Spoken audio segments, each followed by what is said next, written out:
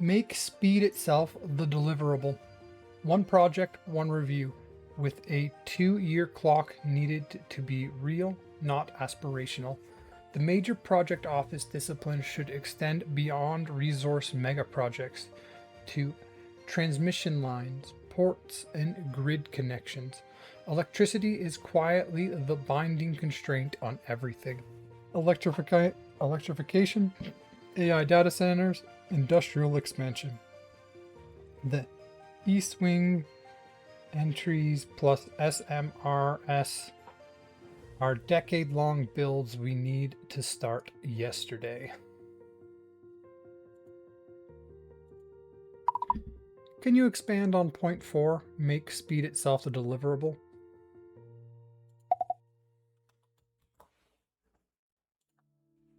Here we go.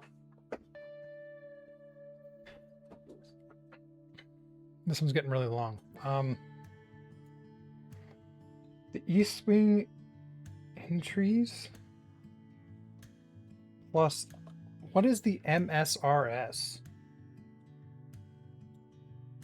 I don't even know what these two things are.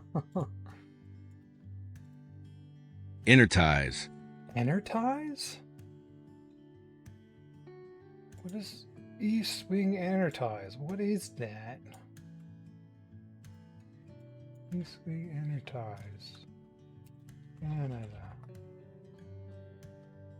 East Wing Energize are high voltage power lines connecting Canadian provinces. They allow regions to share electricity, make power cheaper and more reliable. Ottawa and provincial partners recently named 5 priority inter-projects as part of a national strategy to build a stronger grid across Canada.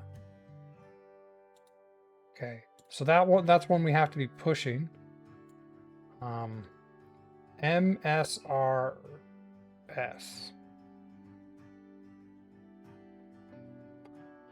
I assume it'll get into both these down here. Here we go. This one is less about any single policy and more about a cultural claim. In Canada, the pace of state decision-making has itself become a binding constraint on the economy, separate from whatever the decisions actually are. A no in 2 years is often less damaging than a maybe in 9. 9 years? 9? I mean, I think 2 years is slow. What the heck? Like, you gotta put a proposal in and you don't get anything back for two years, and they're like 9? What? How do you plan around that? Okay, because capital can work around a no. Because capital can work around a no. It just leaves. Okay. A no in 2 years is often less damning than maybe in 9 because capital can work around a no. It just leaves. It can't work around infinite uncertainty. Ooh, that's the bad one right there. Uncertainty. Uncertainty is what does. Well, now that's the one that does big damage to your economy. You wanna keep certainty, and keep it high. And if you keep someone in uncertainty for 9 years, I mean, I can't blame them for going elsewhere. So it prices Canada as a jurisdiction where the regulatory clock is a risk factor, and the investment never shows up in the statistics at all. That invisible deterrent investment is the real cost, and it's much bigger than the visible delayed projects. The diagnosis. How slow and why? The numbers are genuinely striking. Major mine approvals in Canada have routinely taken 10 to 15 years from discovery to production, among the longest timelines in the developed world. Australia, our closest resource economy comparator, does it meaningfully faster for equivalent projects. The Impact Assessment Act regime, 2019, layered federal review on top of provincial review, on top of consultation obligations, and the Supreme Court then found chunks of it unconstitutional in 2023, adding a period where nobody was even sure what the rules were. But it's not just miles and pipelines. It's just not just mines and pipelines. Electricity transmission lines take a decade plus. What? Housing approvals in major cities run years for projects that take months to actually build. Even the government's own projects get stuck in the government's own processes. That's the tell that this isn't industry whining, it's systemic. What? Why is it taking so long? Like, no wonder the economy's struggling.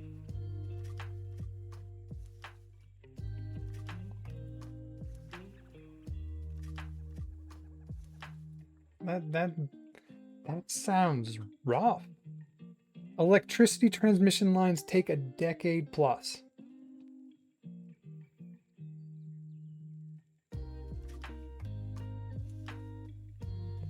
How? Major mine approvals in Canada routinely take 10 to 15 years from discovery to production. The court then found chunks of it unconstitutional in 2023, adding a period where nobody was even sure what the rules were. I want to be honest, this is not how you run a country. Like, this all needs to be faster. And I think, isn't like the major project office designed to fix this? But that's only for major projects. Like, building transmission lines aren't a major project. Why do they take a decade? Like, this is all just bad governance right there. The causes are layered rather than singular, sequential rather than parallel review. Federal, provincial, and municipal process often run one after another, each restarting analysis the last one already did. Process without deadline, many steps have no statutory clock, or clocks that pause whenever the regulator asks a question. So a 2-year timeline can legally stretch to 6. Litigation risks feeding gold plating because approvals get challenged in court. Agency armor every decision with exhaustive documentation, which lengthens the process, which raises the stakes, which invites more litigation. A doom loop. Okay, let me read the doom loop again. Litigation risks feeding gold plating. Because approvals get challenged in court, agencies armor every decision with exhaustive documentation, which lengthens the process, which raises the stakes, which invites more litigation. A doom loop. Constitution done badly. Consultation done badly. The Crown's duty to consult Indigenous people is constitutional and non-negotiable, but governments have chronically treated it as a procedural box-checking exercise late in the process, which produces both worse outcome for Indigenous communities and litigation delays, the worst of both worlds. And finally, simple accountability diffusion. When 13 entities each hold a partial veto, no one owns the timeline. One project, one review. Make it real. The phrase has been governing rhetoric since at least the Harper era, which itself tells you something. The 2025 version, built C5's Building Canada Act Plus, the major project office, is the most serious attempt yet at single federal window. Target of 2-year decisions for projects deemed in the national interest, and the ability to treat designated projects, various federal permits as one consolidated authorization. The initial tranches of designed projects, LNG expansion, mines, ports, nuclear, signal intent. But an advisor's job is to flag the gap between announcement and mechanism, and the gaps are real. First, 2-year clock needs to be the statutory deadline with a default, not a target. The strongest version says if the review isn't complete in 24 months, the project is approved subject to standard conditions, which transforms the incentive from delay is free to delay costs the regulator. That's aggressive, and courts and critics will hate it, but softer versions, deadlines that pause, targets without consequences, have failed repeatedly. Second, federal provincial substitution has to be genuine. If a province review meets federal standards, it replaces the federal review rather than preceding it. BC has had substitutive agreements that work. They should be the norm, not the exception. Third, and this piece is the piece most analysts skip, the special fast lane for national interest projects is partly an admission of failure. If you need a VIP door, the regular door is broken. The fast lane handles a dozen mega projects. The economy runs on thousands of mid-sized ones. The endgame has to be fixing the default process with the MPO as a proving ground for practices that then generalize. Major project office. So basically, the major project office is created for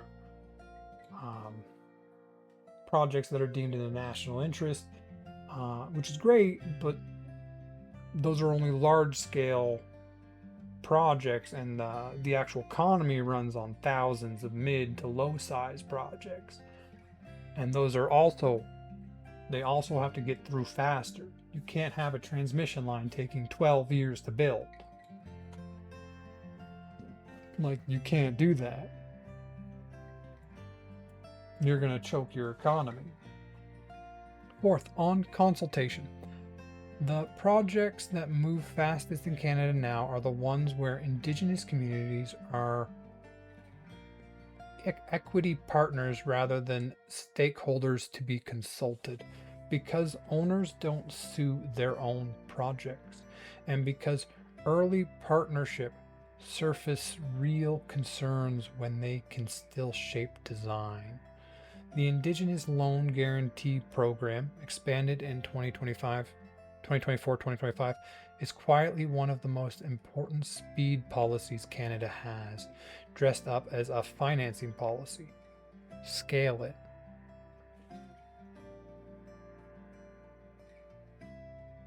The Indigenous Loan Guarantee Program. I'll put you on the list. I'm getting too many things.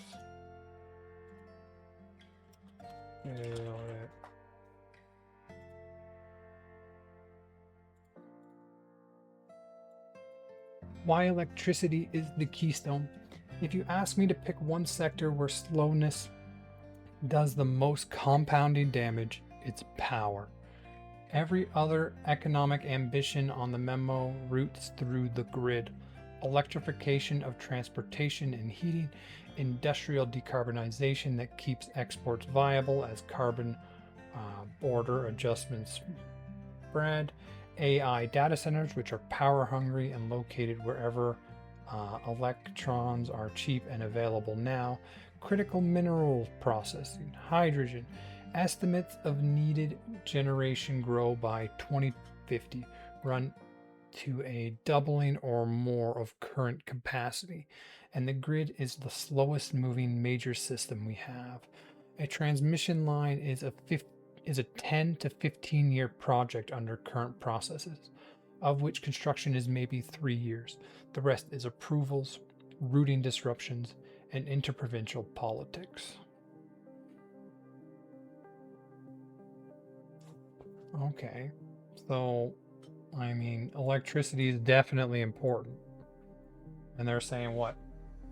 It can be a dozen years to get a power line built. Two specific files. Internees. Canada's grid is a set of provincial islands, most wired north-south to the US rather than east-west to each other. This is historically rational. Selling hydro to New York pays well, but strategically absurd now. Quebec and Manitoba sit on enormous dispatchable hydro next door to Alberta and Saskatchewan grids that need exactly that to firm up renewables. And Ontario faces a capacity crunch adjacent to Quebec's reserves. The barriers aren't engineered. They're that provincial utilities are provincial fiefdoms, and each optimizing its own rate base, with no federal mechanism to force or fund the connections. A federal cost share condition on interna construction, infrastructure money as leverage gains is the available tool. Alberta especially might notice that firm imported hydro is cheaper insurance than gas peakers at as its load grows. Okay, there's a couple things I lost track of there at the end. Condition on inertia construction. What is this? An inert, a high. Oh. Interties. Interties? Interties construction. We already looked this one up. A high voltage power line that connects separate regions or provinces grid. So interties are the connection between provinces. A federal cost share conditional, so where the government pays part of the cost on interties construction, so that is your connection between provinces. Infrastructure money as a leverage again is the available tool. So you would provide financing to build interties between the provinces. Or I guess just interties, because that's part of the word. Okay, let me read that last part again. The barriers aren't engineered. They're that provincial utilities are provincial fiefdoms, each optimizing its own rate base, with no federal mechanism to force or fund the connections. A federal cost-sharing conditional on interties construction, infrastructure money as a leverage again, is the available tool. Alberta especially might notice that firm imported hydro is cheaper insurance than gas peakers as its load grows. Ooh.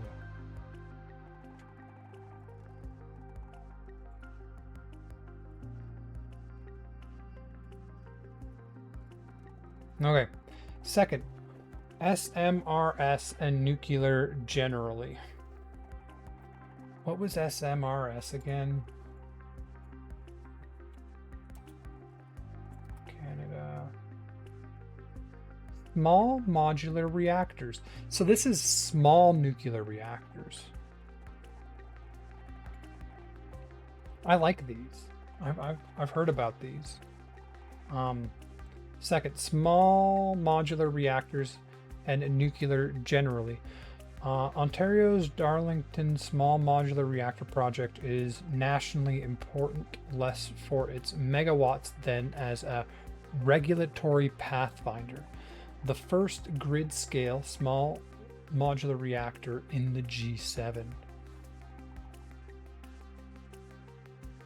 I'm going to look into that one specifically at some point.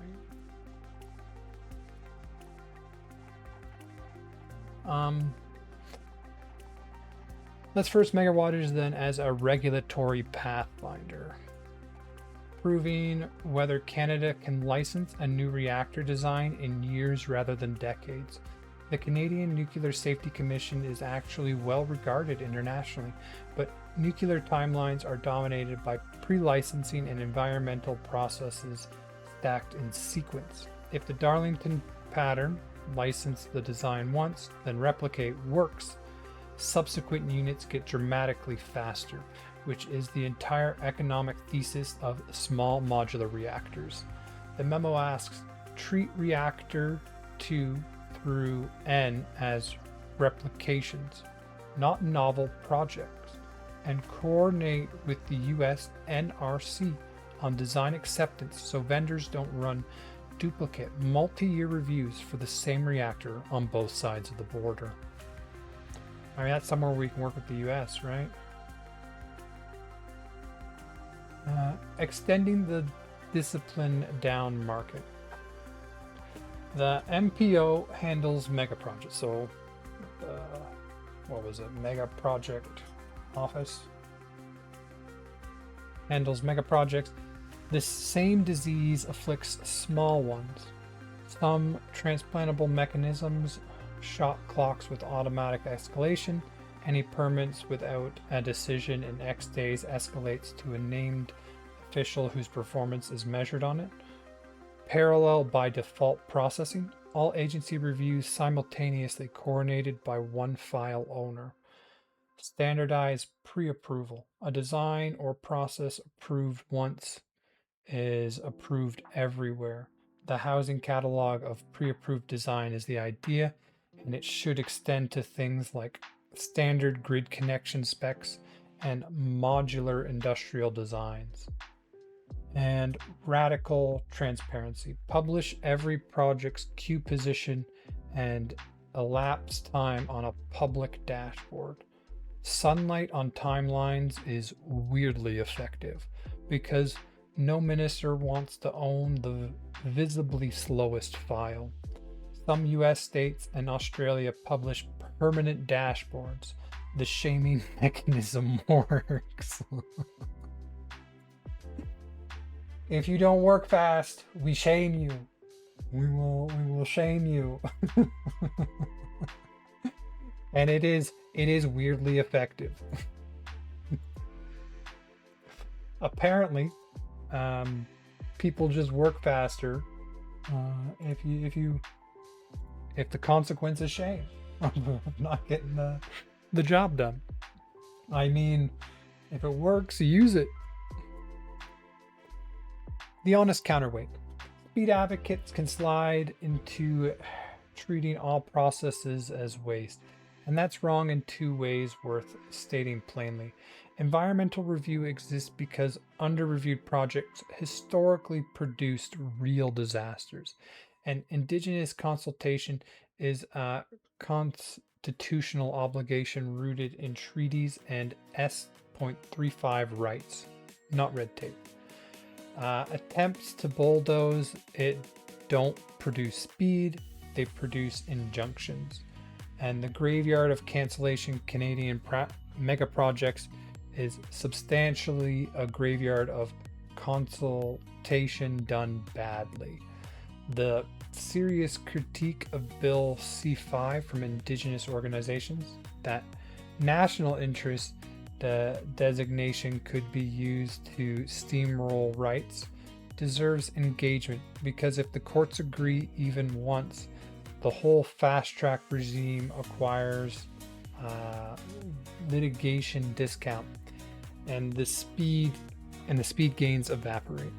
The stable equilibrium is rigorous but bounded, high standards, real consultations, and equity participation early, and then a decision, yes or no, on a clock everyone can plan around.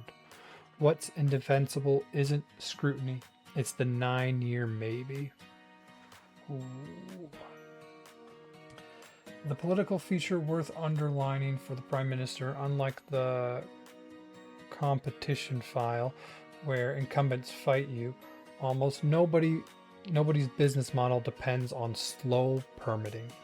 The opposition here is institutional habit, risk-adverse legal culture, and federal provincial turf, which are hard, but they don't fund attack acts.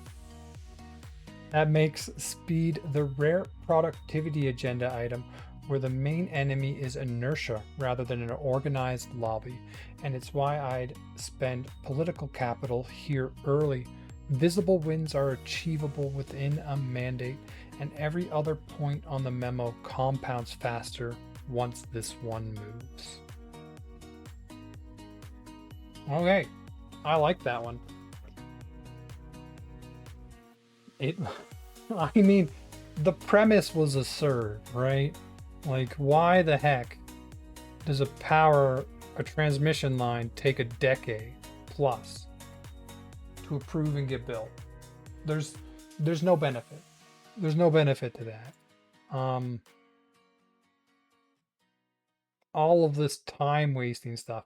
And it brought up like processes move in sequence rather than parallel, which just makes them all take longer. And that should be an easy fix. Like, you should create a major project office that kind of organizes it so that you can run stuff in parallel and instead of in sequence, and that when one process finishes, if it is of a good standard, you don't have to do the process at the federal level. Like, that just makes sense. That makes sense. Give me the documents. We don't have to do our own work if you've already done the work for us. Also, the whole, what's the word? Energize.